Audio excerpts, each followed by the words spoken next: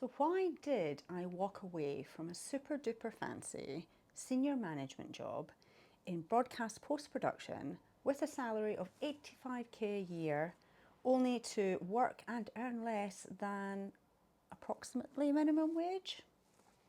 Why would I do that?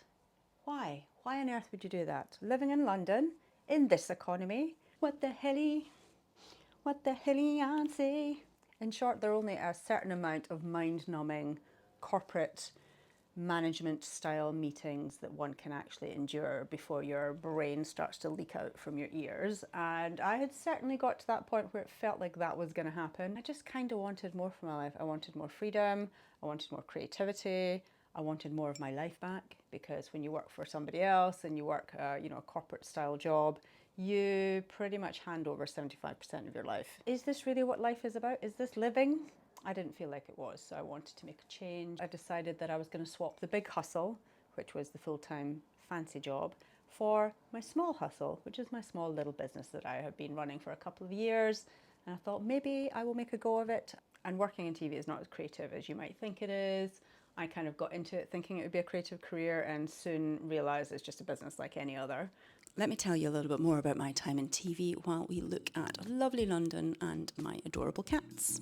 To be fair to television, it wasn't all bad. I did spend 25 odd years in the actual industry. I spent a lot of time learning things, developing new skills, getting lots of experience, working with some incredible people across the years, met some lovely people, made some good friends. Overall, it was a good time.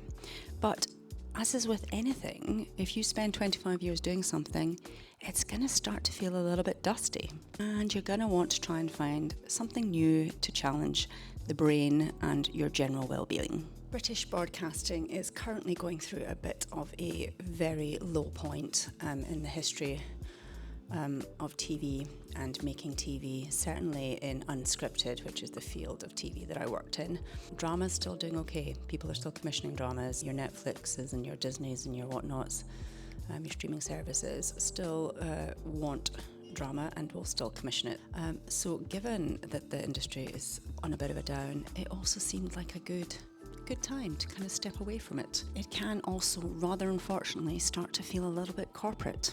I'm not saying that every aspect of TV making is corporate, but certainly towards the latter part of my career there, it started to feel quite like corporate hell, and I was having none of it because I hate that shit with a passion. Don't want to be in it? No thank you. Toolpip and goodbye. I am the proud owner of multiple art school qualifications, and I have worked in a studio before, and I've produced lots of large scale paintings, which currently are all underneath the bed in the spare bedroom. Despite all of that, I still balk at the notion of calling myself an artist. I guess it's kind of a bit of an imposter syndrome with regards to being creative and being artistic. I have never really fully felt like I was one because I didn't do it full time. I haven't sold lots of paintings, I haven't sold lots of work, I haven't been commissioned to do lots of things. So therefore, you kind of feel like, well, if you aren't doing those things, that means that you're not one. Here comes Boo. So I guess that means the journey going forward is, how do I find ways in which to nurture my learning? Because learning is important with regards to being creative. What are you doing, Boo? There is always a cat involved, always. I kind of want to get back to my own creative self. I want to get back to my own creative life and how I manage that. I don't know what it's going to look like moving forward. I'm not entirely sure that I will be an artist again and that I'll be producing lots of work, but I do really need to satisfy the creative itch that I have. And what better way to do this than to go through all of the multitude of supplies that I happen to have, checking all the drawers, seeing what I've got, a whole lot of nonsense to be fair, but making sure that I feel that I'm prepared to get into a creative space.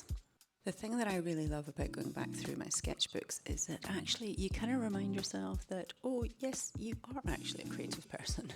You have actually done quite a bit of things, you have experimented, you've used all the colours, you've looked at different kind of subject matters, you're experimenting, you are a creative person. And it's a really good reminder to go back through sketchbooks and different bits of pieces of work just to get that creative inspiration and to get yourself back on that journey of being creative again. It's such an excellent reminder, and I forget sometimes to go back and actually use my sketchbooks for inspiration, which is kind of what they're supposed to be for. So alongside the sketchbooks, I am going to be taking some notes, I'm going to be doing some reading, watching YouTubes, trying to find ways in which to learn and figure out a path forward. I mean, I know the buzzword at the moment is personal curriculum. It certainly is on TikTok, and it certainly is on YouTube as well. And I would say that I am a self-diagnosed ADHD person and that I haven't had a formal diagnosis, but it's pretty obvious that I am the hyperactive version of ADHD, and that certain things and new projects and new things get me very, very excited, and I go full steam into them, but then get bored of them pretty quickly. So in terms of me creating a personal curriculum, I could probably get a notebook out and do all of the work and do all of the amazing things of prepping for it, and stickers and cute pens and all of the malarkey that you would need for a personal curriculum. I would set it all out, and then I wouldn't do any of it because that's what happens. I'm not going to get too structured with it. I'm just going to let myself learn things as I go. I do have a Skillshare membership, which I actually very rarely use, so I'm going to look into that. The other side of learning is going to be, kind of filming and editing and figuring out editing for this YouTube channel. Alongside that, I'll probably be reading some books, taking some notes, seeing how we get on with that. I'm going to get all of the paintings out from underneath the bed, from everywhere where they might be situated in the world, and I am going to do a review and see what I have and whether or not I want to actually take any of the work that I have done further. I doubt it. I think I'm probably going to look at all of it and go, holy shit, this is all rubbish, and then just put it back under the bed and forget about it forever. If you fancy following along while I metaphorically and probably physically faceplant while trying to relearn things and reinvigorate my creative self, please do follow along. My next video is going to be called Relearning How to Learn, teaching this old dog some new tricks, and we shall see how I go. Maybe it's time to produce the shit out of my own life.